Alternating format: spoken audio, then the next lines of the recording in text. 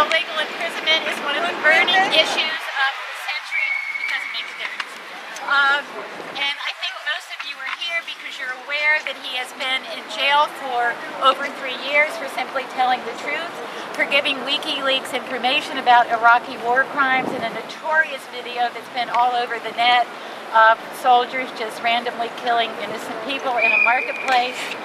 So without further ado, I will introduce John Gaither, who is with the Maine Civil Liberties, and your official position is? Education organizer. Education organizer. He's going to give you some of the legal underpinnings, some of the highly illegal actions that are behind Bradley Manning's illegal arrest. So, John, if you stand in front of the black. All right. You just stand behind that black thing, that'd be great. All right. I know many of you know the case. Stand right behind that black thing. I know many of you know the case around Bradley Manning, but I think it's important to recap a little bit what actually happened and what's happened. But I want to start with actually a quote from Bradley because I think it's the best way to start.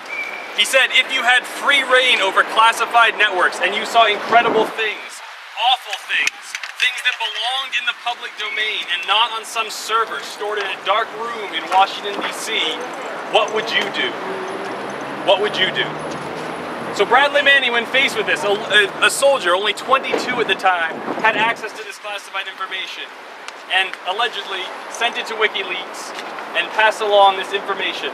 Collateral murder video, which I suspect a lot of you have seen, shows U.S. helicopters firing on unmanned civilians, the war logs of Afghanistan, Iraq, State Department cables, other videos of aircrafts. Pass these things along to WikiLeaks, put them out in the public domain.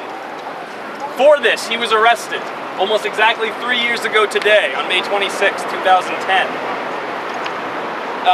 At the time, he was 22 years old, as I said. What happened to him next is that he was put in a prison in Virginia and held in a windowless cell, a very small cell, for 23 to 24 hours a day in solitary confinement without a trial. This is all pre-trial. This is over 1,000 days ago. He was held. He had his glasses taken away. He was forced to strip naked at times. He was deprived of sleep. He was not allowed to visit with anyone. He was tortured. This is solitary confinement, and this is the response of the U.S. government with no trial. Now, I don't have to tell you the Bill of Rights obviously protects U.S. citizens in these cases, provides relief for them. What happened to him was a crime and was, in our view, unconstitutional, a violation of the 8th Amendment. One thing I do want to say, and it's important to note, I hear some of you saying we are all Bradley Manning, and it's worth noting over 20,000 people in the United States are held in solitary confinement as we speak. So the treatment that Bradley Manning has received is not entirely unique. It is not simply this one person. This happens to more.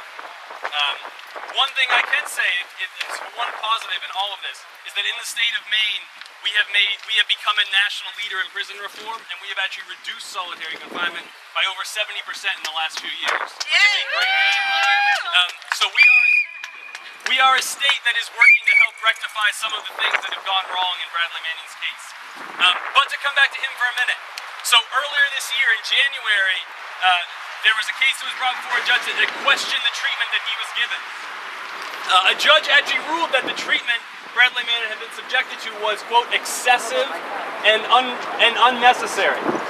So because of this, because of his unnecessary, excessive treatment that the judge ruled, she said that if convicted, Bradley Manning will have 112 days removed from his sentence. That's all. For all this treatment, for months and months held in solitary confinement, mental abuse, physical abuse, forced to strip naked, all of this, he allegedly will get 112 days taken off his sentence if he is convicted. Bradley Manning has been in jail pre-trial for more than 1,000 days. On Monday, he will finally get a trial, and we will see what happens. What I would propose to you, and I think other people can talk about this as well, is that what has already happened to him has been unconstitutional. It doesn't matter if they let him off tomorrow, he has already received cruel and unusual punishment. He has already been held without a trial. He has already been held under circumstances that violate the Bill of Rights. So regardless of what happens in the future, and who knows what that'll be, and it may not be pretty, he has already received treatment that's unconstitutional. He sued up for that or something? Could he sue them? Yeah. Previous case. That is what he, so that's basically what he tried to do. He argued that he had been treated unfairly, and the judge essentially agreed, but they said, well look, he tried to get them to dismiss the charges, and they said, no, we're not going to dismiss the charges, but if you get convicted, we'll take 112 days off your sentence. Oh, if you pass away. Yeah. And this is a conviction that the government is trying to put him in jail for life. Even though he pled guilty to just admitting that he had actually released these cables, but not that he was actually aiding the enemy. Yes. And as he said, he did this, and he said this as part of this trial earlier this year, that he did it to get the truth out. He did not do it to hurt the United States. He was not out for any negative purpose. He wanted to get the truth out. It sort of goes back to that quote I read you at the very beginning, sort of, what would you do? You have access to evidence of war crimes. You have access to evidence of illegal things going on overseas, crimes in the wars. What would you do?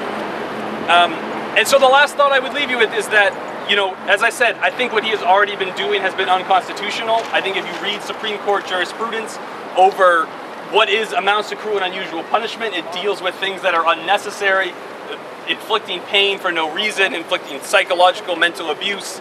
That has already occurred. And that has already occurred without a trial. He has been held for over 1,000 days. And the last thing I think our next speaker is going to talk about this too is the chilling effect that this has. We talk a lot in free speech at the ACLU about a chilling effect where all of a sudden people don't feel free to speak. They don't feel free that they can do this. Well, what is the next whistleblower going to think? What is the next person who's sitting in Iraq or sitting in Afghanistan or sitting elsewhere going to think when they see evidence of war crimes? Are they going to release it and spend 1,000 days locked away in a cell somewhere? I was thinking about what you were saying. I am a veteran. And I tell you, if that happened, I saw the same thing. I would, myself, soldiers, I would have done the same thing. I wouldn't care about prison or nothing. I would have done the same thing. Whatever happened That is my the reason why we have our soldiers? Truth, justice, and honesty to the flag that we fought for many centuries ago. Now, it's not just the fact that he allegedly whistleblowed because of that and doing a main thing. Now, our own government is covering it up that we supposedly love and want to uphold the truth. Our government is lying not only to him, but our government is lying to we the people that voted these scumbags into office. Because that's what they are. You know, they're putting this guy, but it's not just this guy. Everyone here is that man right there. We need to stop that. That's right. Thank you. Thank you. Thank you, John. Thank you. We're all doing that. Now let's blow our whistles for Bradley Manning and for John.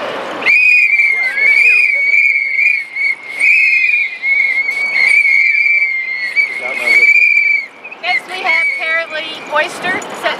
Luster. Oh, sorry. She's from Occupy Portland, and she's going to speak with us about Bradley Manning from her perspective. Thank you, Carolee. Hey, Kara. Thanks, and thanks, Coach Pink, for putting this on. Thank you for your help. Hi, everyone. Bye. How are you today? I hope that that's sincere, and I can see all your smiling faces, so I trust that it is. And how many times have you asked somebody, how are you, and they said fine? How many times have you been asked, how are you, and you said fine? Nowadays, even the simplest truths are hard to share. We spend so much of our time running from one place to another, working for not enough, waiting for help that is scarce, if any.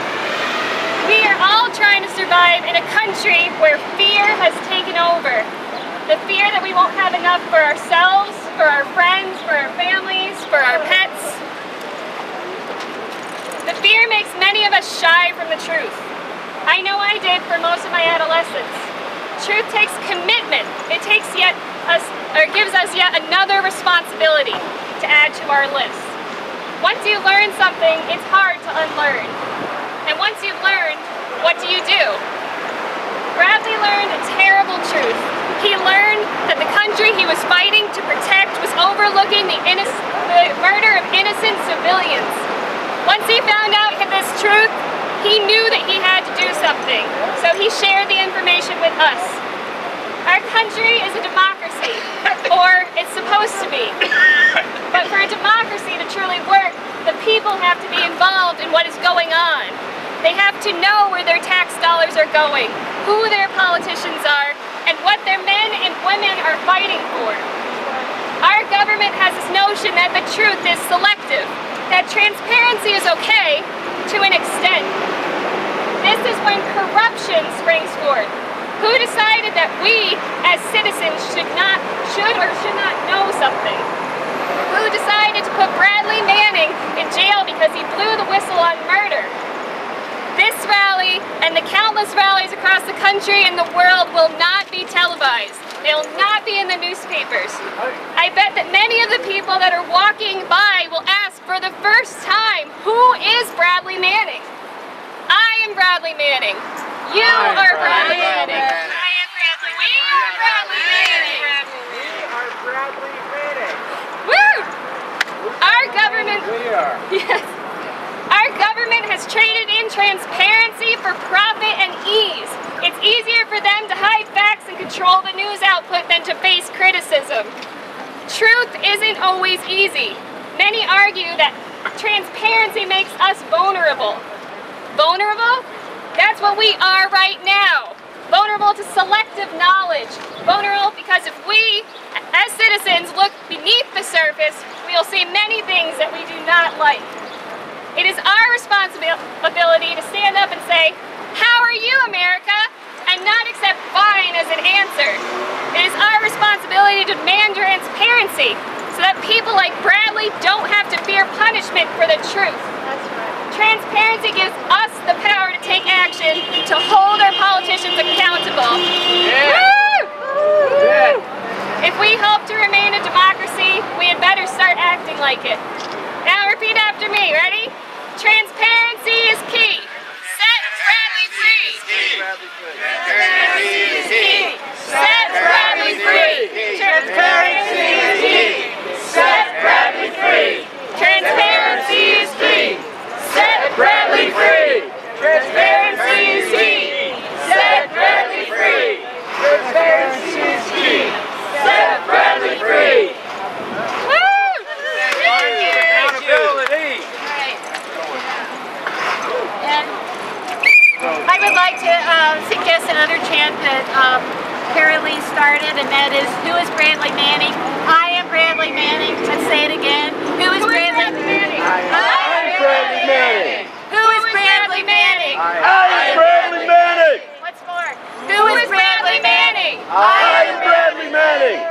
And now Lisa Savage from Code Pink, Maine is going to read a statement put out by the gay community in San Francisco who wanted to nominate Bradley as the honorary Grand Marshal for their big gay pride parade in June. The city council denied that. They are still challenging it. I think I got my facts right. Sort of. All right. Well, Lisa's going to be a little bit more accurate. Thanks, Lisa. Thanks, everybody. Okay. I'm gonna try and use this next. Tell me if it doesn't work. Okay. Oh. So what I'm actually doing is reading the statement of a member of Iraq Veterans Against the War that spoke after the San Francisco Pride Parade directors said that Bradley Manning could not be Grand Marshal, which is like a ceremonial thing that you don't have to be there for, of the Pride Parade, which is June 29th this year. And after he was duly nominated and chosen by the committee that chooses the Grand Marshals, he was removed. So there are ongoing protests about that. I saw this statement on YouTube, and this is the transcript. It's a veteran named Stephen Funk, believe it or not, and he's speaking on April 29th in San Francisco, and he's speaking on behalf of the organization IVAW, Iraq Veterans Against War. Yep. The beginnings of San Francisco's Pick it up. Loud. Can you hold it? Yep. Or don't use it so we can all hear you. The audio's cutting in and out. I'll have no voice, but that's okay. All right, here we go. The beginning of the statement. The beginnings of San Francisco's gay liberation movement were deeply tied up with mass mobilizations against the Vietnam War, alongside thousands of GI resistors like Bradley Manning. Iraq Veterans Against the War San Francisco is disappointed that the board of San Francisco Pride has betrayed the strong anti-war roots of San Francisco's LGBT community by deciding to unseat Bradley Manning as 2013 Grand Marshal and to further publicly malign Manning. San Francisco Pride has broken with its own tradition of appointing controversial community leaders and freedom fighters as Grand Marshals, and has instead capitulated to the interests of its funders and the lowest common denominator politics by making the profoundly undemocratic decision to reverse Manning's election. San Francisco Pride's recent statement also makes several false assertions about the nature and effects of Manning's actions. As veterans of the Iraq and Afghanistan wars, both queers and allies, we strongly object to the hyperbolic assertion made by Lisa Williams, president of SF Pride's board of directors, that Manning's election as Grand Marshal is an, quote, insult to everyone, gay and straight, who has ever served in the military of this country, end quote. Or that Manning committed, quote, actions which placed in harm's way the lives of our men and women in uniform. Indeed, U.S. service members are placed in harm's way, not by whistleblowers and human rights defenders, but by the policies carried out by the Bush and Obama administrations in Iraq and Afghanistan, and by the broken veteran care system we return to. As veterans, we have witnessed the effects of U.S. occupations on civilian populations in Iraq and Afghanistan. As violence racks communities throughout Iraq this month, we note with sadness that today's Iraq is less safe for gay men, as well as women of all sexual orientations, than it was a decade ago when the U.S. invaded.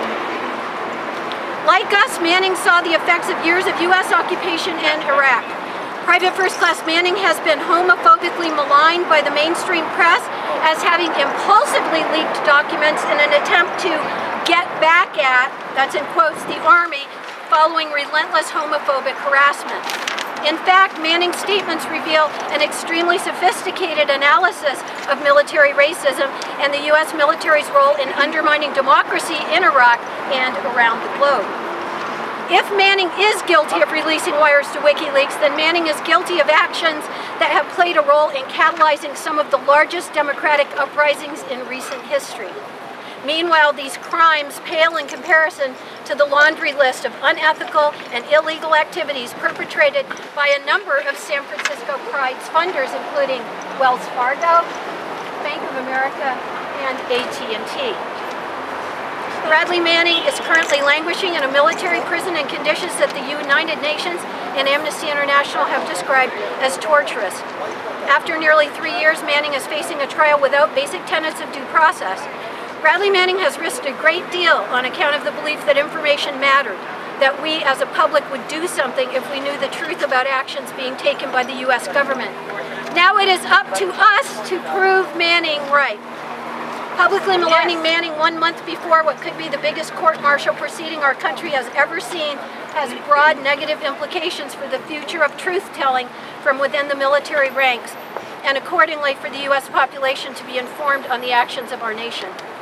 We would like to respectfully call on members of the wider LGBT community to demand Bradley Manning's reinstatement as a 2013 SF Pride Grand Marshal, to take this time to renew commitments to anti-war politics and solidarity with political prisoners, and visibly to support Bradley Manning throughout the ensuing court-martial as well as the upcoming Pride season. Sincerely, San Francisco chapter of Iraq Veterans Against the War and Civilian Soldier Alliance. Thank you. Thank you, Lisa.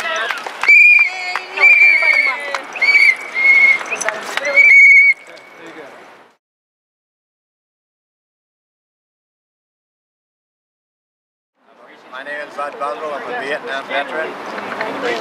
I wear this shirt for a purpose because due to our government, boys was over there, and ladies and gentlemen was over there in Vietnam. A lot of them lost their lives. And I can say that I truly am like Bradley Manning. I would have done the same thing. I would have turned in whoever was doing the killing. If I would have had to go to prison for the rest of my life, I would have. And I honor the man for doing what he's doing. And and hopes that the United States will see it his way towards the end. I'm pretty proud to be an American, but a lot of the things that they're doing with Bradley, I just don't like it. Thank you.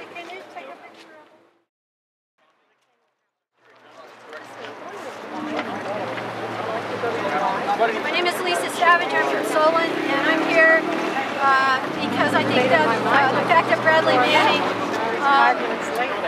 is being charged with aiding the enemy for sharing information strikes at the very root and core of what I believe in as an American. I always have been interested in journalism and communications, and information definitely wants to be free. Bradley Manning freed a lot of it, and he has been suffering for it ever since. Part of my naive and idealistic belief in freedom of the press comes from being, brought up in America where you hear all these founding father quotes. And this sign was actually not made for this rally, but it fits perfectly. It was made for a rally where the Al Jazeera bureau chief got invited to speak in Rockland, and some people went nuts because, that was a Islamic terrorist journalism outlet or something. So we went down with some free speech stuff. And this sign, I think my husband, I'm meticulously made us. Our liberty depends on the freedom of the press, and that cannot be limited without being lost. Thomas Jefferson. So if you set a lot of store by white slave-owning patriarchs, there is your founding fathers quote. No, but Bradley Manning is also super significant because he is 100% Barack Obama. Bradley Manning was arrested under the Barack Obama administration, was kept in a cage in Kuwait for several days where he has stated, "I thought I would die there," expected to die there. Then was in Quantico in Virginia, imprisoned for months, many months in solitary, and subjected to other kinds of torture.